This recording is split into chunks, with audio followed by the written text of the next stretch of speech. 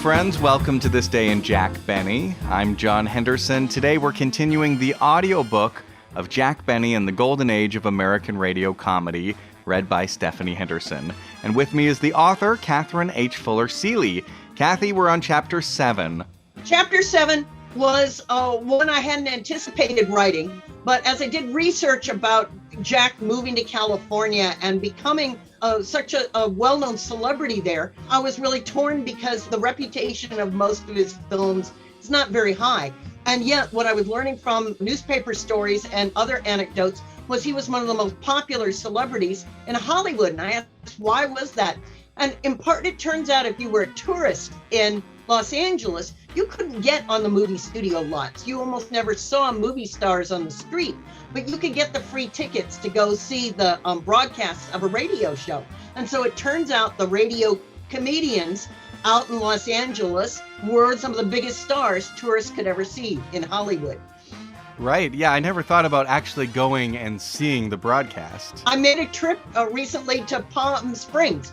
He always got such great audience reaction when he did those broadcasts from Palm Springs. It was so fun to see how small it was and how intimate a crowd. And it was really neat to sort of go to the place and sort of see and understand what a treat it was. Yes.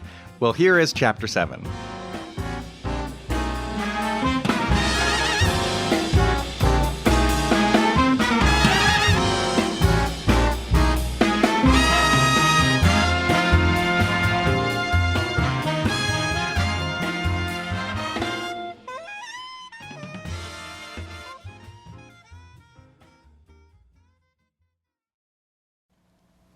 Chapter 7. Jack Benny's Intermedia Juggling of Radio and Film. After spending 3 months in the American film capital, interviewing 500 visitors from all walks of life, in January 1937, British journalist Austin J. Putnam completed research for his apparently never published book, Hollywood Tourist. Based on his survey, as he told a Variety reporter, Putnam compiled a list of the 7 wonders of Hollywood. Most choices embodied popular fascination with the personalities and playgrounds of the West Coast film colony: Clark Gable and Shirley Temple, the Brown Derby Restaurant, Charlie Chaplin's film studio, Grauman's Chinese Theater, and the Hollywood Bowl. Putnam's number 1 single greatest wonder of Hollywood, however, was Jack Benny and the live productions of his radio programs. More tourists asked me how they could get tickets to Jack Benny's radio broadcasts than any other event. It is positively amazing the hold this droll comedian has on the United States public, marveled the Englishman. He is the most popular celebrity in Hollywood. I enjoyed his show at the NBC studio more than any stage play I've ever seen in London or New York. Indeed, was Jack Benny a movie star who appeared on the radio, or a radio star who made movies?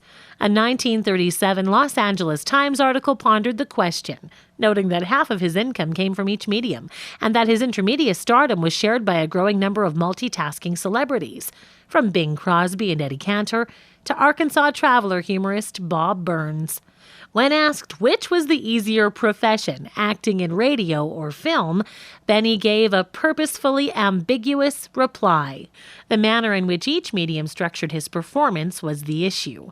Benny declared that picture-making is tougher, noting that unlike in radio, the actor couldn't carry the script into the film scene to do dialogue. Mistakes performers made while broadcasting live on the radio could be considered funny, but mistakes ruined a film scene. Films demanded perfection. On the other hand, however, radio brought with it the time pressures of creating weekly programs. In movies, you only memorize a few lines at a time and stand under the hot lights for a few minutes. In radio, a comic must work fast and keep up with the rewrites. You have to physically express emotion with body more than just voice in the movies. You have to do physical stunts rather than the sound effects man. On radio, you can look like anything and dress casually. In the movies, you must be handsome and have a good appearance. Benny concluded, I think for the time being I'll continue to take a helping of both, and maybe a few personal appearances on the side. Benny thoroughly embedded his radio career and his program's narrative into the milieu of motion pictures. This intertwining of rival media forms brought both positive and negative reactions from the radio and film industries. In 1934, a time when most network radio programs were broadcast from New York City, Jack Benny's top-rated radio program regularly emanated from Los Angeles, 3 years prior to primetime radio's swing to California. Like a funhouse reflection of the popular dramatic radio program Lux Radio Theater that brought a carefully constructed version of Hollywood glamour to radio listeners, Benny's show drew on, magnified, and critiqued listeners' fascination with the movies and Southern California. The feature films in which Benny starred in the late 1930s also just as thoroughly mixed radio and cinema.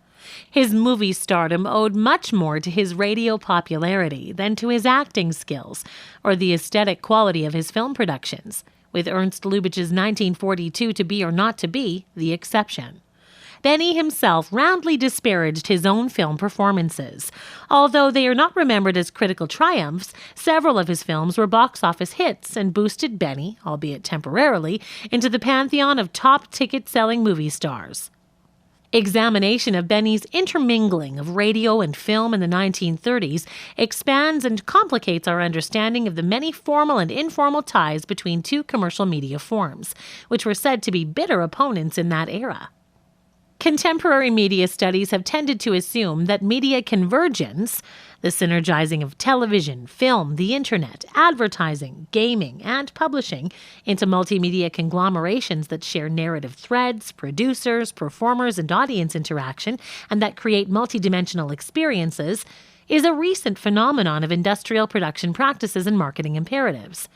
Jack Benny's career in the 1930s provides a historical case study of the struggles and success of a convergence media star in an age when radio, film, newspapers, and advertising were, for the most part, separately operated rival industries. Michelle Hilms and other media historians have examined how, behind all this anxious bluster, beneath the surface commonalities and under-the-table negotiations worked to keep the separate entertainment media cooperating, sharing talent, technology, aesthetics, and business practices for decades, finding commonalities and purchasing stakes in each other's fields across the 20th century.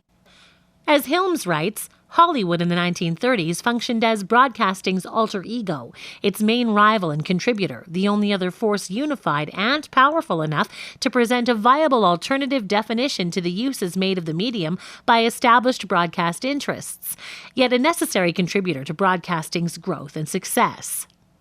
The interrelationship and intra-industry conflict she examines between the film and radio industries looks somewhat different from the perspective of performers and audiences.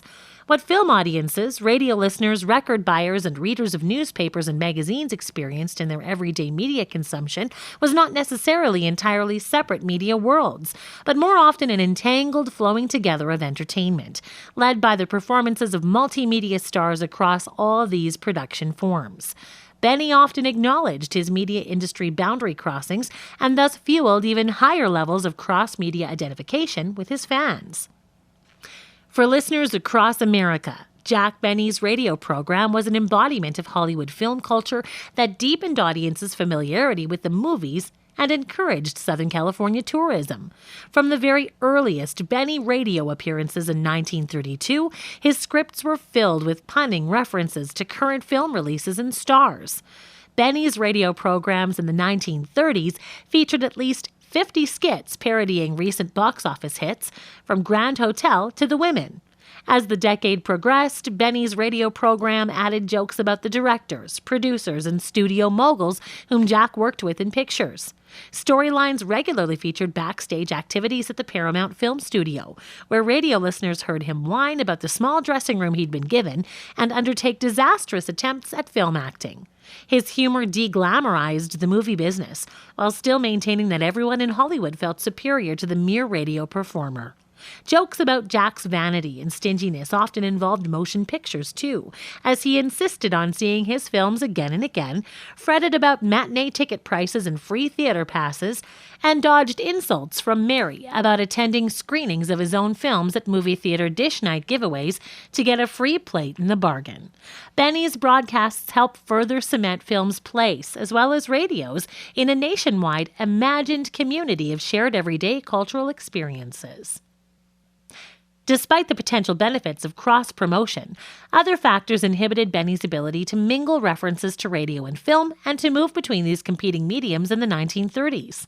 The jealous rivalries of the separately owned media, each afraid of losing their audiences to the other, the interference of program sponsors who feared giving publicity to competing products, the contentious relationship between film producers and local film exhibitors, and between network radio and local radio stations, and between radio and local newspapers, all threw up challenges to Jack Benny's Intermedia promotions. Hollywood celebrity, the core of Benny's vaudeville and radio routines. Like other major stage, vaudeville, and musical performers of the early 1930s, such as Eddie Cantor, Al Jolson, Ed Wynn, Fred Allen, Will Rogers, Bing Crosby, and Fred Astaire, Jack Benny explored options for his career in a variety of entertainment media during a time of technological change and economic upheaval. Benny appeared in narrative feature films, variety show-style review films, comedy film shorts, Broadway shows that mixed scantily clad showgirls with comedy routines, vaudeville turns, and guest appearances on various radio programs. Separate entertainment media forms were converging and mixing, some suddenly blossoming while others were declining, and a savvy group of performers dipped toes into many mediums, trying to ascertain which streams were drying up and which might flow toward continued success. After his well-received appearance as Master of Ceremonies in MGM's first talkie, The Hollywood Review of 1929, Jack Benny increasingly interpolated references to Hollywood personalities, current films, and his own exploits in the movie industry into his vaudeville humor.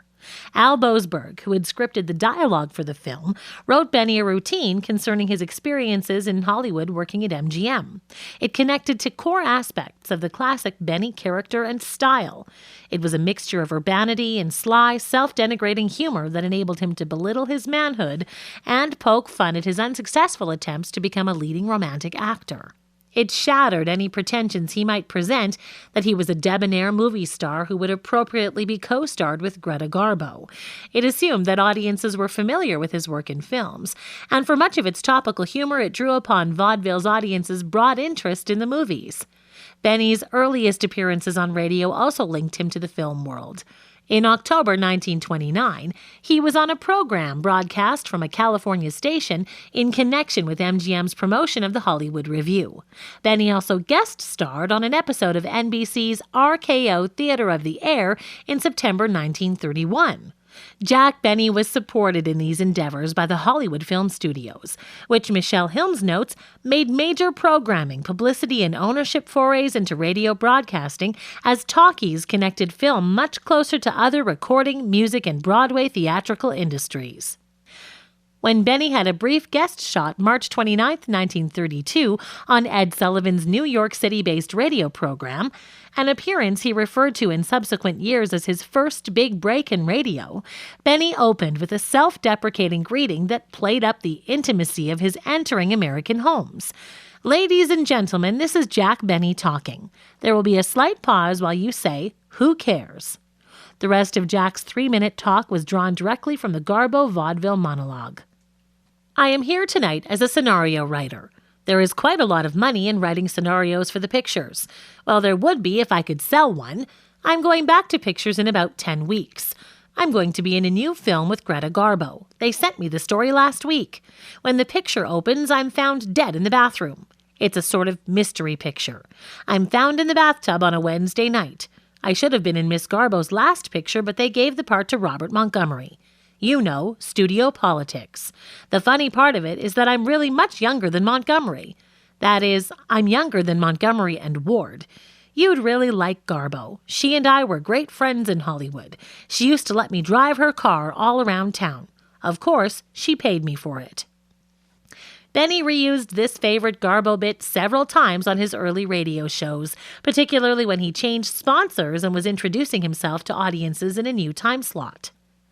Deprecating his own film career as an entree to making humorous comments about Hollywood remained a staple of the comic routines Benny and his scriptwriter Harry Conn crafted when Benny began his radio broadcasts for Canada Dry. Although NBC was touchy about allowing him to mention that his film studio was MGM, because that would be advertising without payment.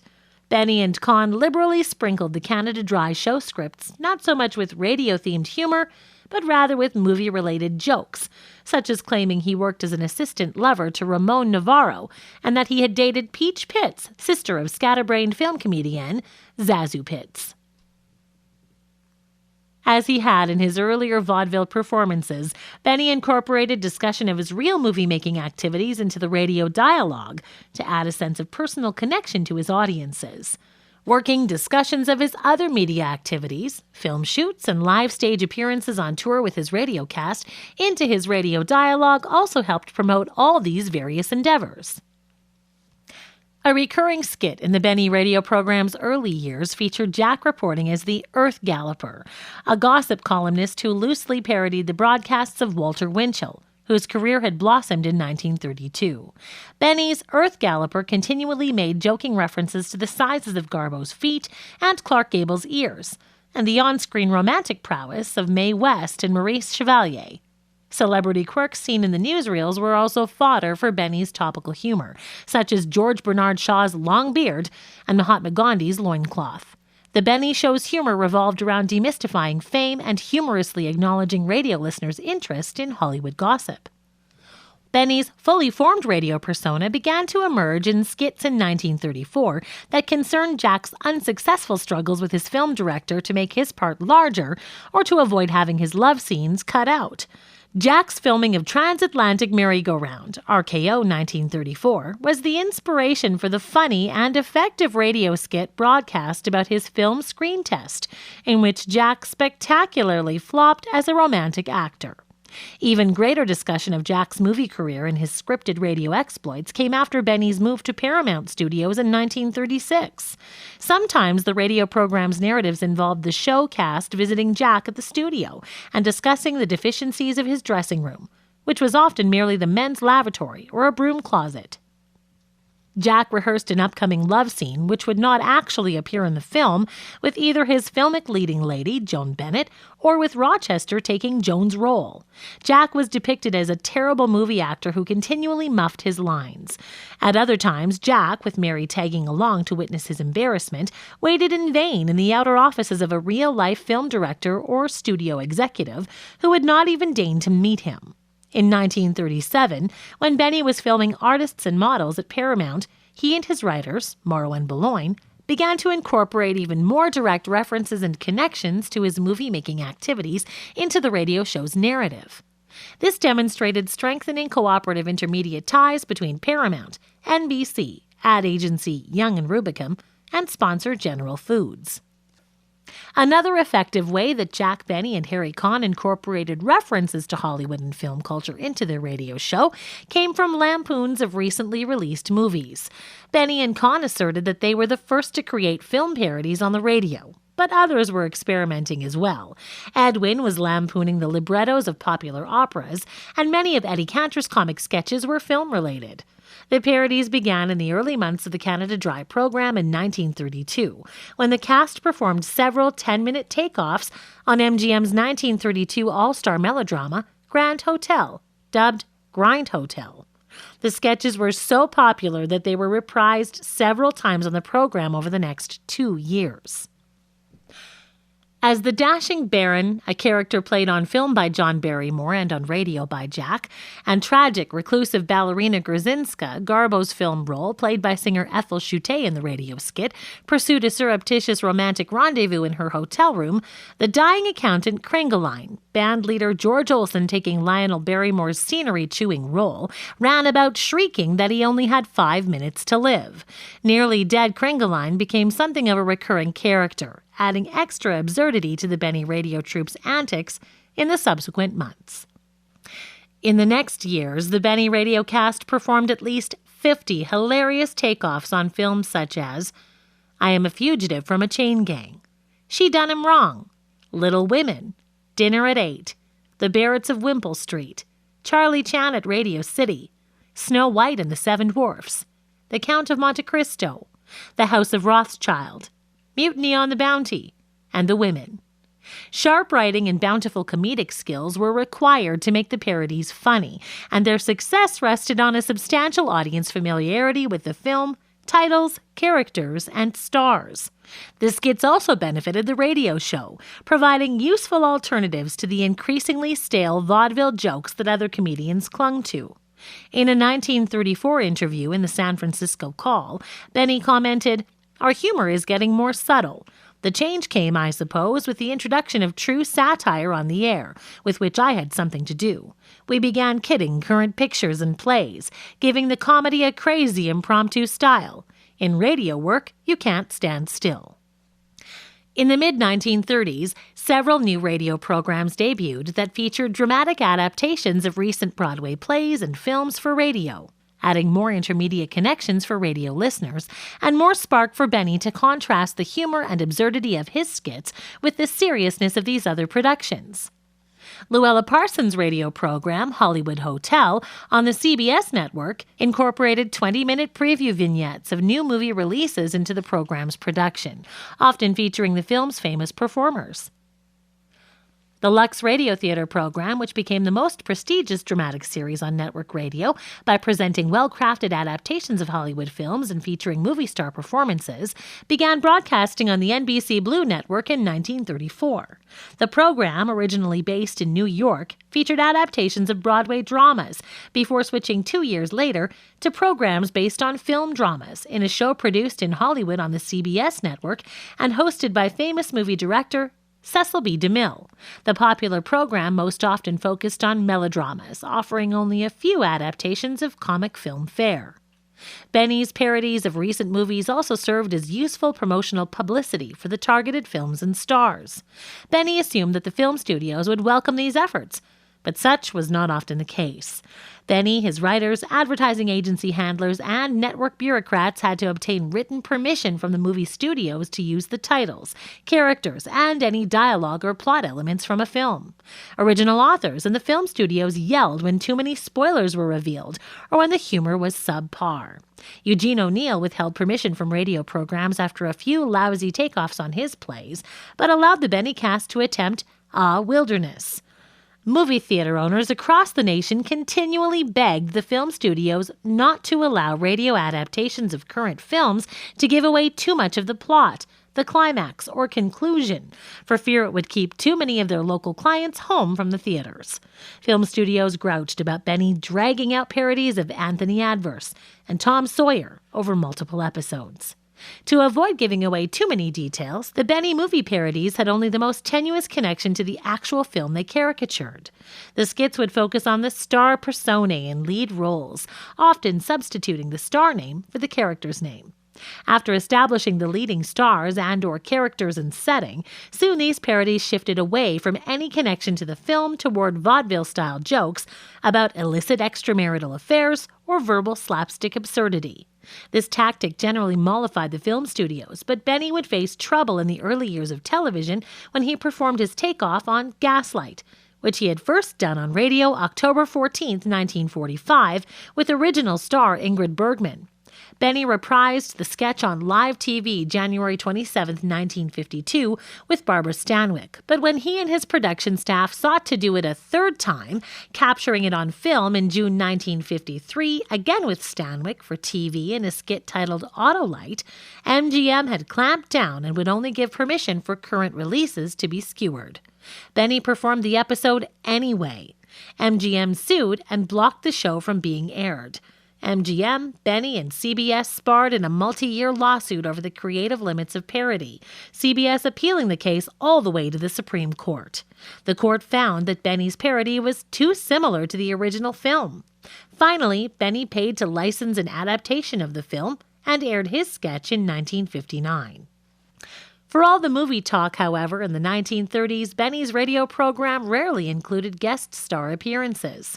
Only Andy Devine, the jocular, rusty-voiced movie cowboy, appeared regularly between 1936 and 1938, participating in Buck Benny Western parody sketches.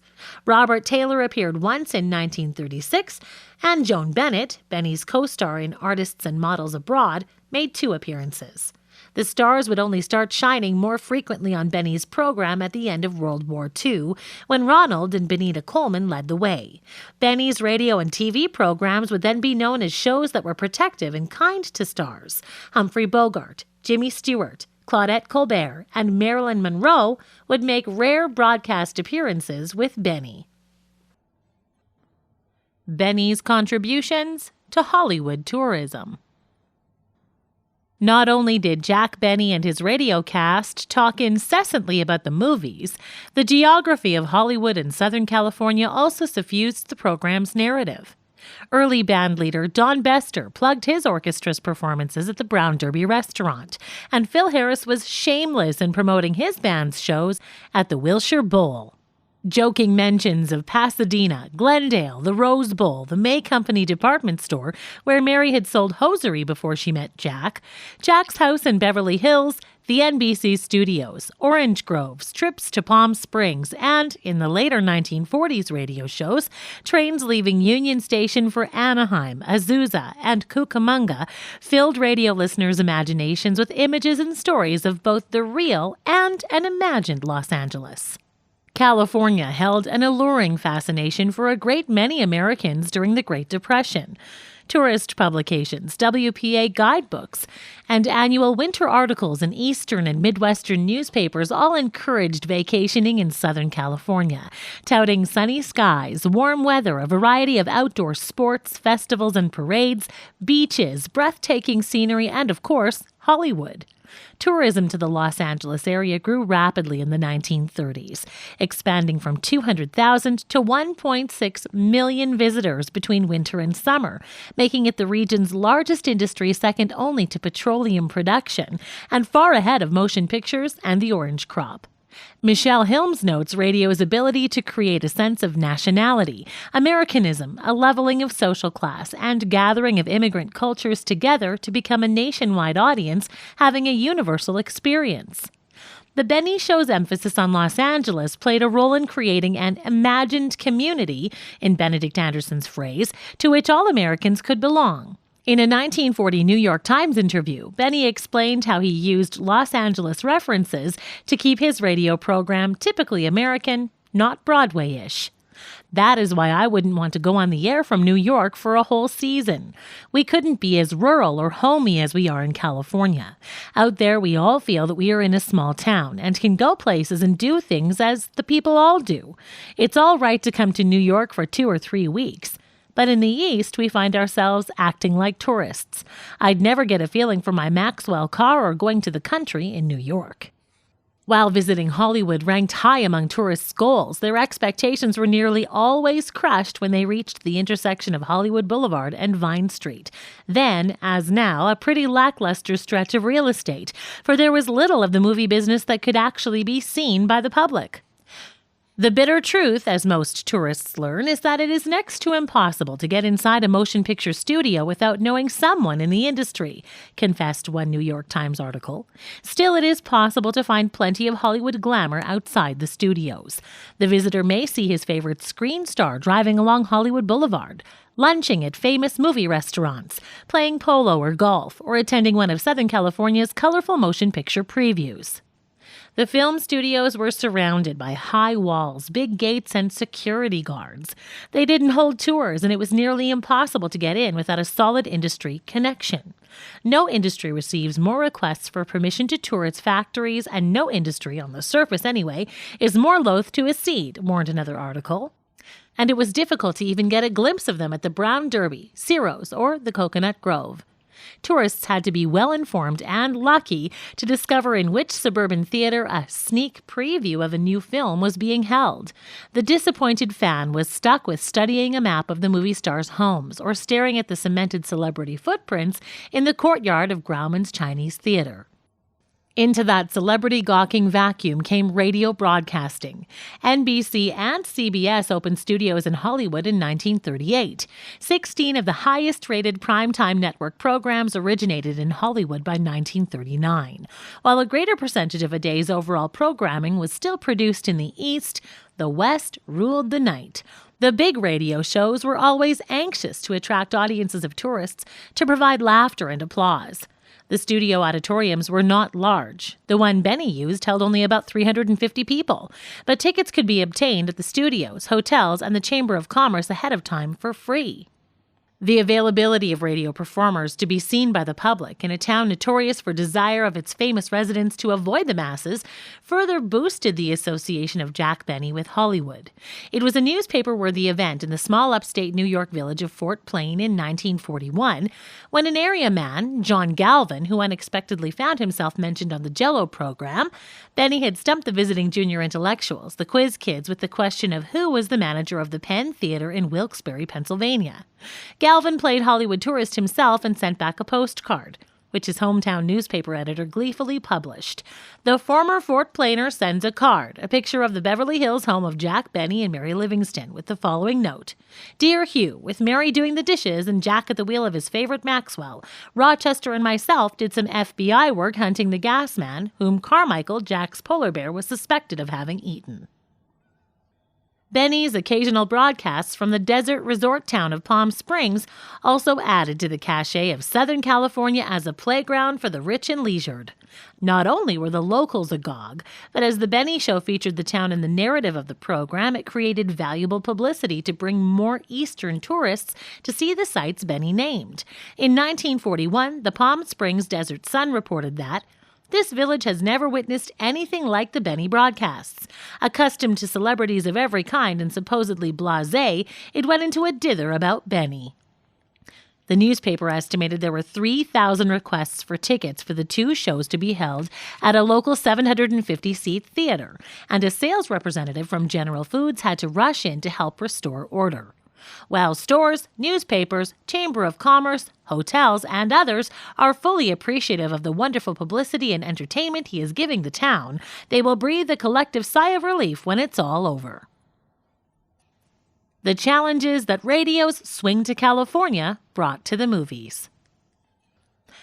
By the time the broadcasting network's shows moved to Hollywood, in order to capitalize on film industry glamour, attract more movie stars to guest shots on their programs than they'd been able to do in New York, and to accommodate the Intermedia activities of top stars, Jack Benny was already firmly situated in Southern California. Having the radio and film industries in the same city brought benefits and challenges. A concern for both broadcasters and film company executives dealing with the increased number of movie stars and guest appearances on radio shows was that some savvy stars and their talent agents were making these radio deals outside their contractual obligations to the movie studios. Film studio moguls were upset that movie stars were trading on their studio-created fame to benefit themselves. Stars might overexpose themselves or, the studio claimed, injure their reputations by appearing on unsuitable programs. Movie companies sought to rein in their stars' activities on this rival medium, while the movie actors and their agents fought for career autonomy and the welcome extra paychecks. Young and Rubicam executive Tom Harrington, Benny's program manager, warned advertising agency radio departments in October 1936 that radio has gone Hollywood, but it has gone Hollywood in a way that threatens its very future. We can't help but feel that unless some action is taken, we will find ourselves in the position of having created a Frankenstein that will eventually be our undoing. Competition among the advertising agencies has become so strong with all the variety shows being broadcast from the coast, as guest stars are at a premium and the scramble becomes a riot. Rival advertising agencies searching for movie star power for their radio programs were bidding salaries for top stars up to unheard heights of $5,000 per radio appearance.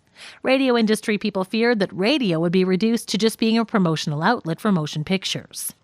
New York Times radio reporter Orrin Dunlap warned that the film studio saw radio entirely as a promotional medium, not one of artistic creation, and that radio executives should worry that overdoing the publicity would make radio suffer as an entertainment medium, and the public will forsake such programs because of the ballyhoo. This cross-pollination of media stardom caused consternation for both film studios and the nation's movie theater owners, who had mixed reactions to what they termed the radio question. Some exhibitors say an airing of movie stars on radio shows hurts show business, others that it helps. Some studios are fighting to restrain that broadcast impulse, or at least to secure compensation for star loanouts, while others encourage it or at any rate look the other way when it boils over. Because radio could be listened to for free, film exhibitors and studio executives worried that having their movie stars exposed too abundantly on radio robbed them of potential revenue at the box office. Others saw promotional benefits from putting film stars on the airwaves, as the Paramount studio insisted that its contracted film performers give one free radio broadcast in connection with each film they made. Featuring radio stars in the movies might generate useful publicity for the film industry and draw otherwise reluctant ticket buyers to local theater box offices, but it might also represent a dangerous intrusion of the rival media form that would steal away paying customers from the movies. Lurking beneath Hollywood's filmdom facade of glamour in 1937 and 1938 laid a crisis that undoubtedly fueled the film studio's jealousy of radio broadcasting's invasion of its turf. The movies were in a severe economic slump, and studio moguls feared the industry might never recover.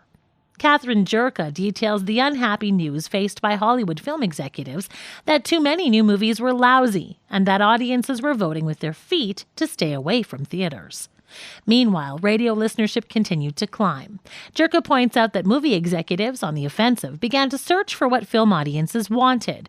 And if the answer was less than glamour, more natural heroes and heroines, and more believable plot lines, then they developed and promoted believable stars like Myrna Loy and produced family films like the Andy Hardy series. In February 1937, movie industry leader Will Hays held nearly 7 hours of closed-door meetings with NBC West Coast executive Don Gilman and CBS executive Dick Thornburg about the motion picture artist's situation to discuss the tensions between radio and film. Hays claimed that local film exhibitors across the nation were the ones angry about movie stars appearing on the rival medium, hitting them hardest at the box office. Gilman countered that NBC's hands were tied. It was not in the network's control what programs the advertising agencies and movie stars' managers put together. He claimed that we can't very well refuse programs which have been created outside of our control and which are acceptable as to the artist's material and product. Gilman claimed that Hays understood that any actual loss of audience from theaters for free radio is so minor that to be wholly unimportant. But Hays reiterated that it didn't matter what he thought, that it was local exhibitors who were upset. Hays diplomatically hoped that radio and film could work smoothly together, as cooperation may cause them both to realize that broadcasting is a friend of the picture house. Local radio broadcasters could be just as testy as local theater owners about film industry propaganda trying to persuade listeners not to stay at home. In October 1938, an angry radio station manager in Buffalo, New York, castigated NBC. At the end of the Good News show from Hollywood last Thursday night, October 20th, the NBC announcer said, "And remember, movies are your best entertainment." I wonder if this is sound policy for radio to be used to plug movies in this manner? NBC policy prohibits boosting a blue network show on the red and vice versa, on the theory that it is unfair to one client on the red to have his potential audience invited and urged to tune in on a blue show running contemporarily on a competitive network. Would it not be better for us to say radio is your best and cheapest entertainment and movies are your second best? NBC's Royals sent this complaint to the Continuity Acceptance Department and asked its head, Janet McRory, to draft a response. Her internal memo, Radio's Contributions to the Motion Picture Industry, was sent back up the line to executives up through NBC President Lennox Lore. Radio provides a ready-made audience for the motion picture theater. Many personalities, built up through radio, have become popular screen actors and big box office attractions for the motion picture producers. She lists 19 performers, starting with Jack Benny. Review the expansion necessary in NBC properties alone at Hollywood, and it will be readily seen that radio has to follow its own talent to Hollywood when radio personalities are found to be good box office for the movies. If the motion picture industry contemplates any move to undermine the radio industry, it must indeed be blind to the benefits that it has accrued from this same source. Let's don't sneer at Benny musicals, Benny's radio-flavored 1930s films and their intermedia marketing. Jack Benny's MGM film, Broadway Melody of 1936, 1935, boosted dancer Eleanor Powell's film career, if not Benny's, and his subsequent feature, It's in the Air, 1935, was a mediocre film that, despite its title, concerned daredevil airplane pilots, not broadcasting. Frustrated at not being placed in better parts at MGM, Benny switched to Paramount, but found, however, that his roles did not appreciably improve. In Big Broadcast of 1937, 1936, and College Holiday, 1936, Benny's part continued to be that of a producer struggling to mount a talent showcase for college kids, crooners, or scantily clad chorus girls. Benny cracked some jokes, not very well timed, and exhibited lackluster chemistry with whichever leading lady or stooge he was paired with. His subsequent films for Paramount, Artists and Models, 1937, and Artists and Models Abroad, 1938, were again hamstrung by particularly weak narratives. These medium-budgeted, barely better than B-level films drew little more than sniffs of disdain from film critics. The purpose of these movies, however, was to reach out to American movie audiences in the suburbs and hinterlands and offer them familiar and relatable characters. Pollster George Gallup's surveys showed these audiences were bored with Hollywood's overwrought dramas and brittle glamour pusses. Benny's mediocre films weren't as weak at the box office, however, as some of the other dramatic and comedic bombs, which were contributing to the nationwide movie slump. As part of the film industry's effort to re-attract disaffected moviegoers in 1938, came a renewed effort by Hollywood studios to tap into radio performers' popularity. Radio singers such as Alice Faye, Dorothy Lamour, Kenny Baker, famous due to his role on the Benny program, Lanny Ross, Martha Raye, and Frances Langford were tapped for movie roles. Paramount hired popular radio storyteller Arkansas traveler Bob Burns to appear in features. He made 12 by 1940.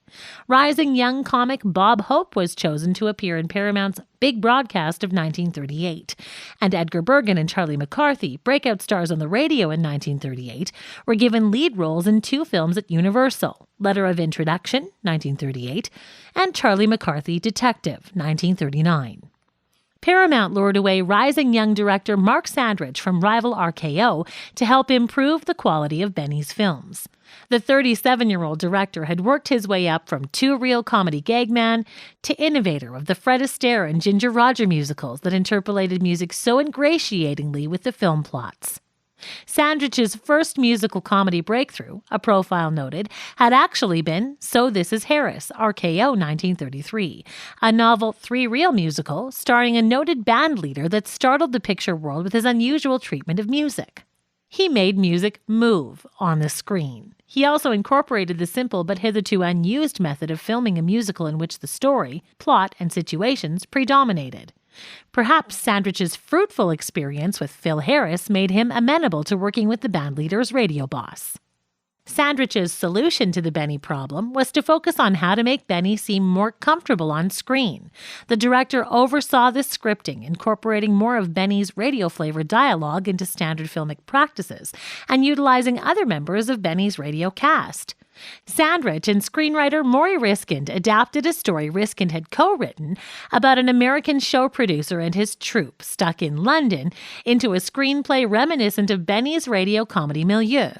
While Sandrich retained the story's fictional narrative structure that gave Benny the film role of Bob Temple, Sandrich added radio cast members Phil Harris and Eddie Anderson, who in 1938 was quickly becoming popular as new cast member Rochester on the Jell-O program. Sandrich structured the film like Benny's radio program, incorporating established radio characters' personalities and their typical bantering dialogue. But Sandrich also expanded the world of the radio show by significantly increasing Eddie Anderson's part in the film, having him sing 2 big production numbers and having him interact on screen prominently with Benny. Sandrich's efforts made Man About Town a surprise hit for Paramount, and incidentally, one of Hollywood's earliest interracial buddy movies. Benny's broadcasting bosses General Foods, Young & Rubicam, and NBC brought an unprecedented intermedia marketing synergy to the world premiere of Man About Town in late June 1939, investing time and a substantial amount of promotional funding to make it one of the splashiest publicity events of the year in either film or radio. Radio, advertising, and motion picture production corporations cooperated to mount a huge cross-media celebration of Jack, his radio show, and the new film in Benny's hometown of Waukegan, Illinois. The gritty, working-class town north of Chicago was inundated with an extraordinary 5-day circus of media publicity events, with 300 journalists on hand to cover multiple parades, 150,000 spectators, several episodes of Benny's Jello radio broadcast, dinners with town officials, downtown rallies with the stars, and simultaneous film premieres at the town's 3 movie theaters. More than 2,300 extra policemen, National Guardsmen, and Boy Scouts were brought into Waukegan to help maintain order. Paramount's lavish promotional junket to Waukegan was part of a 2-year film industry plan to increase business and brand awareness across the hinterlands by staging exploitation events in places far from Hollywood. Paramount had just held the world premiere of Union Pacific in Omaha, Warner's in Dodge City, Kansas with Errol Flynn's Dodge City, Fox in San Francisco with Alexander Graham Bell, and Joplin, Missouri with Tyrone Power's Jesse James, and MGM in Atlanta with Gone with the Wind participated in the outreach effort as well.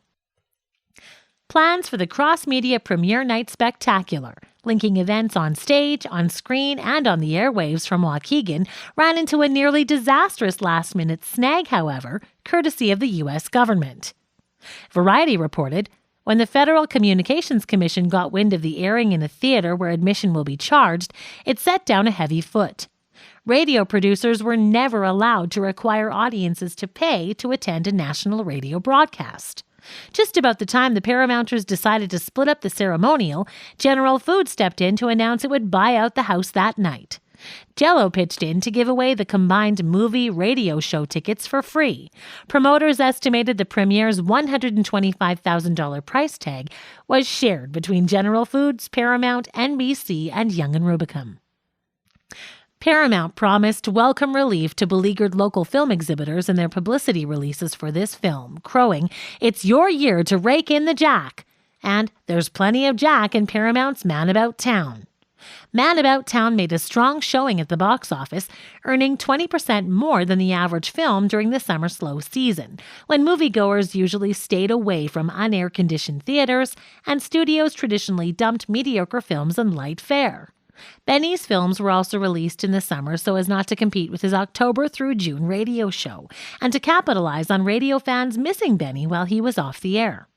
Most reviews praised Sandrich's efforts to blur the lines between radio and film entertainment, lauding Anderson's performance as Rochester and noting how much more relaxed and natural Benny's performance seemed compared to previous films. Variety complimented the screenplay, which they judged was precisely tailored for Benny's radio and screen personality. Picture Reports claimed, "At last, the screen captures the full flavor of Jack Benny's distinctive radio character. Heretofore, the Benny pictures have missed the spark that has made the comedian the top-ranking star of the airlines, season after season. But the man in Man About Town is the same boastful, blustering, likable fall guy millions tune in and laugh at every Sunday evening." The Motion Picture Herald applauded Sandrich's keen understanding of what made Benny radio shows work. "It has Benny in a jam and Benny the butt of the jokes and gags." Box Office agreed, remarking, "It is the most advantageous screen vehicle yet concocted to parade the comedy talents of Waukegan's gift to radio and films, and, with its blend of mirthful story, situations, deftly timed gags, and lavishly staged production numbers, should be reckoned a strong stimulant to ailing summer box offices." On the other hand, Man About Town received only dismissive acknowledgments from the major New York or Los Angeles film critics, who disdained most of the radio-themed movies released by the film studios. "Let's don't sneer at Benny musicals," reviewer Archer Winston pleaded in the New York Post, praising the good lines and comical situations in the film that pleased audiences looking for simple pleasure. Buck Benny Rides Again. Merely a filmed radio program? Signed to a long-term contract by a grateful Paramount studio and promoted to producer-director, Sandrich proceeded to push the integration of radio and film even further in his second Jack Benny picture, Buck Benny Rides Again, 1940. Sandrich hired Benny's radio writers Ed Boulogne and Bill Morrow to craft the dialogue script, based very loosely on an expansion of the series of Buck Benny Western skits that had been performed on the radio show in 1936 and 1937. Sandrich incorporated even more members of Benny's radio cast into the film, this time not only Harris and Anderson, but also announcer Don Wilson, tenor Dennis Day, and film actor Andy Devine, who had played a continuing role on the radio program during the Buck Benny skits. Unlike in the previous film, the major performers in the film used their stage names and performed in their radio personas. Phil was overly attracted to the ladies, and Jack was penurious, vain, cowardly, and awkward around women. Sandrich incorporated novel radio touches into the standard film context. Don Wilson read out the film's title credits instead of them just being presented as text. Mary Livingston and Fred Allen appeared too, but only as voices emanating from on-screen radio sets. Both performers were very reluctant to appear on film. Sandrich also made special efforts to make key imaginary aspects of the show visible on film. Carmichael the Bear and the Maxwell Jalopy appear in the movie, to the delight of many film reviewers. Still, there were limits to how much Sandrich was able to completely integrate these rival media forms. He had to cut out several lines Morrow and Boulogne had written in which Jack and Mary, via radio, discussed the fact that the season of radio programs has concluded. Some Intermedia lines were not crossed. There was no mention of Jell-O or radio commercialism in the film. The Benny program's characters were integrated into a narrative that incorporated Benny's typical radio-style insult swapping into a standard Hollywood romantic comedy. Ellen Drew played Jack's love interest as a part of a sister-singing trio seeking to break into radio. Their efforts to get Jack to help them kept misfiring, and Jack's crush on Ellen was not reciprocated. The film cast traveled west to a dude ranch where comic mix-ups with cattle rustlers occurred and pretty chorus girls danced and sang. Sandrich added a twist to the film plot that drew on a unique aspect of the Benny radio show, something not occurring elsewhere in mainstream Hollywood films, in that Eddie Anderson as the Rochester character again played a very substantial co-starring role in the film as Jack's sidekick. Anderson even got a romantic interest of his own, actress Teresa Harris, playing servant to the three singers. Promotion of the film involved an impressive attempt at integration of separate entertainment media forms. On the radio, the Jell-O radio program's fictional characters discussed their activities participating in the actual filming all during the movie's production in December, and then throughout the spring building up to its premiere in April 1940. The radio characters' dialogue dwelled on how much more popular Rochester had been on screen than Jack in the previous summer's Man About Town. It provided yet another new way to puncture Jack's pretensions of being a successful movie star. Leading up to the premiere of Buck Benny Rides Again, the entire Jell-O radio cast journeyed across country to New York City for 3 weeks of broadcasts, plus guest appearances on other Young and Rubicam-managed radio programs. In an unusual and innovative Intermedia promotional push, Paramount went to the extraordinary effort to stage not one, but 2 world premieres of the film, one at the Paramount Theater in Manhattan, the other in Harlem at the Loews Victoria Theater. The Gala Interracial and Intermedia event is discussed in the first Rochester chapter. Paramount's Buck Benny press book presented ambitious language, if not followed through with more concrete promotional assistance from the studio for local theater owners, to demonstrate that a full Intermedia publicity campaign could be possible for Buck Benny Rides Again, that radio, films, and commercial sponsors could create synergies that would benefit local exhibitors. Jell-O backs your showing with Big Co-op Campaign, the distributors of the nation's leading dessert, the sponsors of the nation's #1 air show, put their full power behind the cooperative selling of BBRA, launching a campaign to top their previous selling smashes on Jack Benny hits. Get out and get behind this enormous General Foods tie-up that links Jell-O merchandising and the drawing power of Jack Benny's Sunday night air show with your own box office on the new Benny Show. Paramount claimed that every episode of Benny's radio program on the air and every box of Jell-O on display at local groceries and chain stores represented advertisements for this film. Meanwhile, the movie studio itself at least provided some brief phonograph recordings of music and dialogue and sample advertising scripts from which theater managers could craft local radio commercials. Paramount also arranged for cooperative advertisements in magazines and window card posters for product tie-ins with manufacturers of hosiery, overcoats, and typewriters to help film exhibitors publicize their local screening of the film at cooperating neighborhood stores. Public opinion pollster George Gallup concluded in a 1940 survey of American moviegoers and moviegoing habits that Buck Benny Rides Again was the most effectively pre-sold picture of the year, along with Paramount's Crosby and Hope film Road to Singapore, due to the direct result of steady plugging on Jack Benny, Bob Hope, and Bing Crosby radio programs.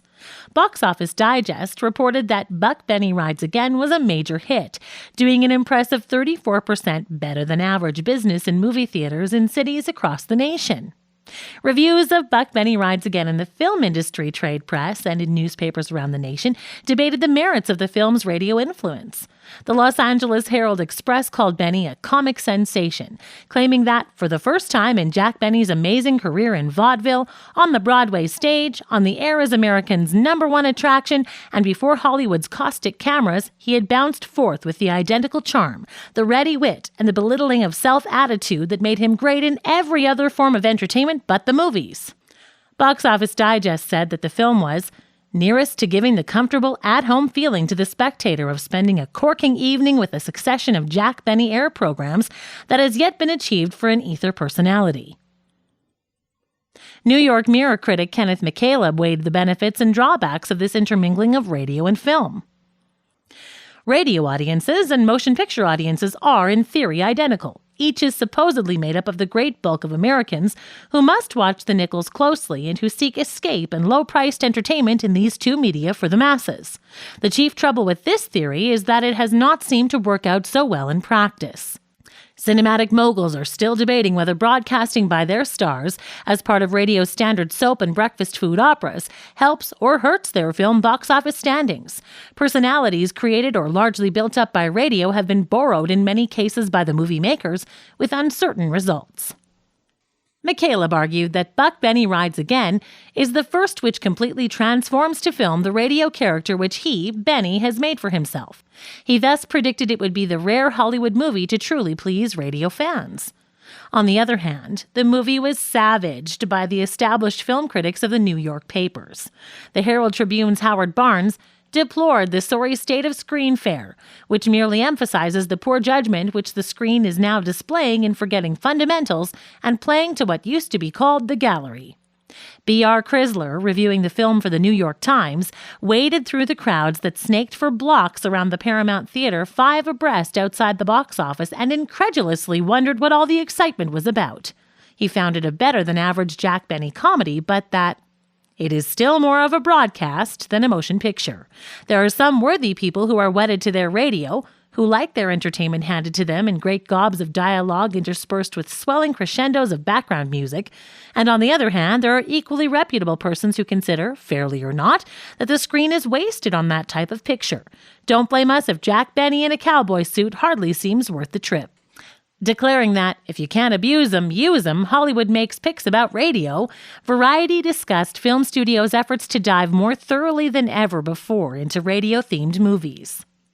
The motion picture industry has ceased to abuse radio and is using it as a background for a score of films and more to come. Practically every major studio is producing or preparing features dealing wholly or in part with broadcasting. Some of them are built entirely around the microphone, and there is no answering kickback from the exhibitors who used to protest against the inroads of the ether programs on the film business. Paramount leads the studios in the use of radio backgrounds for the screen, with 6 features of that nature completed in production or in preparation. Throughout the celluloid industry, the broadcasting background is a growing rival of the canyons and prairies. A year roundup in Variety described the added urgency studios felt to discover what the American movie-going public would pay for, now that the foreign markets, which had brought in about 40% of revenues, were seriously curtailed by wartime disruptions. Gallup's research reports on the habits of American film audiences confirmed that an increasing number of Americans spent more time listening to the radio than attending a movie show. While 11,500,000 cinematics sit in their favorite cinemansions of an average Sunday, 34 million radio fans listen to Jack Benny on the air. On an average Monday, 5,428,000 go to the movies. 26 million stay at home to hear the Lux Radio Theater program, Gallup noted. Radio was competition that needed to be co-opted if Hollywood was going to hang on to any audiences in these unsettled, perilous times. Jack Benny became one of Paramount's top 3 male movie stars at the box office in 1939 and 1940, and among the top 12 stars industry-wide throughout 1942. If the public would only come out to theaters to see highly promoted but mediocre films starring radio performers, then Paramount would produce them. Nevertheless, using radio celebrities who broadcast only in the United States made these films questionable for the overseas movie theaters they could still reach. The Times of London would consider Sandrich's subsequent Benny effort Love Thy Neighbor a poor and forgettable film, noting that London movie audiences had never heard of Fred Allen, and the frequent allusions to the Benny-Allen feud will doubtless remain a sealed book to Britishers. Love Thy Neighbor and the Limits of Intermedia Film Marketing. Mark Sandrich attempted to translate the Benny-Allen feud to the screen into a buddy rivalry film to match the smash box office success of Paramount's other radio star-flavored success released in spring 1940, Bing Crosby and Bob Hope in The Road to Singapore. Love Thy Neighbor, however, was a weak and weary film. Sandrich had to beg Fred Allen to participate, as Allen despised both films and being in Hollywood, and it seems obvious from his unenthusiastic performance that Allen's heart was not in the film. Eddie Anderson, the runaway star of both Man About Town and Buck Benny Rides Again, found his role as Rochester significantly reduced in this film, as he was relegated to third-wheel status. The comic potential of the film was frittered away. Paramount tried to add extra spice to the movie by featuring young Broadway actress Mary Martin, who had made a huge hit in New York performing a scandalous striptease while singing Cole Porter's comic song, My Heart Belongs to Daddy, in the 1938 musical Leave It to Me. The Hayes office made sure to sanitize the song's lyrics and any suggestive dancing before Martin could perform the number on the film, however. Further, Martin had no more chemistry in a romantic subplot with Jack Benny than any of his other leading ladies had ever aroused. The movie's jokes weren't particularly funny, and the slapstick scenes seemed forced. Love Thy Neighbor was released in late December 1940, a prime time for Hollywood's family films and box office hits. Although the premiere at Paramount Theater in New York was smaller in scale than Benny's previous films, his and Allen's radio programs were at the top of the ratings, and the film earned the largest gross of any film during the holiday week, doing 144% of standard business. It was Paramount's second biggest release of the year, surpassed only by Cecil B. DeMille's Northwest Mounted Police. Despite success at the box office, Paramount's promotion of this film gives the impression that the studio was rapidly losing interest in Benny. Radio sponsor General Foods and ad agency Young & Rubicam's efforts similarly also seemed lackluster in comparison with their previous exertions. Jack Benny undoubtedly noticed this too, for in the aftermath of the film's release, he signed an unusual contract to simultaneously make films at 2 other studios, Warner Brothers and 20th Century Fox. He also contemplated shopping his radio show to other sponsors. While the press book for Paramount's advertising campaign for Love Thy Neighbor claimed, "What is far and away the greatest radio campaign ever put behind a motion picture is going on right now," all the studio offered was the appearances of the film's stars on the regular radio programs, and several guest appearances made by the performers on each other's shows to promote the film.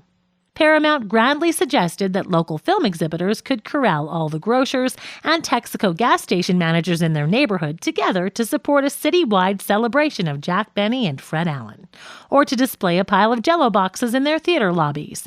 Perhaps the most heretical to the minds of local movie theater owners jealous of having their audiences stolen by home radio sets, the press book suggested that exhibitors rig up a radio in your lobby and have it go on when any of these programs featuring the film's stars is on. You can rest assured that there will be something in each of the programs which will help you sell Love Thy Neighbor.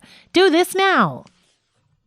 Variety characterized Love Thy Neighbor as hardly a picture for the critics. But New York's top-ranked film reviewers utterly despised the film, panning its surfeit of dialogue and paucity of plot. New York Times reviewer Bosley Crowther grumbled that its meager narrative, interrupted by crescendos of music and slapstick, was merely the tired jibes of a 4-year-old fake feud. Crowther bemoaned the scourge of radio-themed films in an essay that was supposed to have been an end-of-year discussion of Hollywood's best productions. From the way some people talk in the motion picture industry, you'd think that the radio was a great big measles sign hung on the industry's door, keeping patrons away from movie theaters in alarming wholesale numbers. The rivals had nevertheless been exchanging performers, plots, and formats for nearly 10 years, he fretted. He railed at recent films that abandoned cinematic potentialities and created merely as close a reproduction of the air thing as is technically practical. The critic warned that film producers' cynical efforts to make money at the box office were most deplorable and dangerous, for it fails to regard above all the essential nature of the film medium. It presumes that a picture is merely a show window in which to display a radio attraction, not an artistic entity with definite demands for perfection. Crowther condemned Love Thy Neighbor for failing to engage the artistic potential of the film. Once or twice, there are glimmers of some real cinematic inventiveness, such as a speedboat chase sequence in which the boats, making turns, are accompanied by the sound of screeching brakes and sliding tires, and a bit in which Rochester converses with his reflected conscience.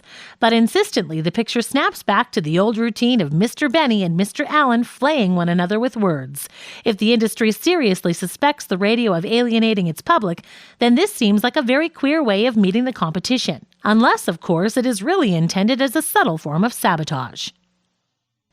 The aesthetic deficiencies that Crowther and the other disapproving critics point to in Love Thy Neighbor and Benny's other radio films would parallel complaints about lack of visual interest in physical action that television critics would toss at the radio programs and performers that attempted to transition from the ether to the visual medium in the late 1940s and early 1950s. While Love Thy Neighbor earned handsome profits for Paramount in early 1940, the studio did not produce the subsequent films for which they had contracted Benny and Anderson. Mark Sandrich returned to serious dramas, and Paramount instead turned to Bob Hope and Bing Crosby to create future radio-inflected comedies. Benny and Anderson appeared separately in successful films for other studios in the early wartime years. They were also paired again in a 20th Century Fox studio adaptation of a George M. Cohan stage comedy, The Meanest Man in the World, 1943. Major scripting problems resulted in a very mediocre film. By 1946, both Benny and Anderson had appeared in their final major Hollywood movie roles. The Intermedia blending of broadcasting and film in Jack Benny's radio program was extraordinarily successful. Despite the numerous constraints put in place by the rival media companies, sponsors, and local film exhibitors, Benny and his writers had managed to negotiate a path that enabled them to playfully incorporate jokes about both entertainment forms.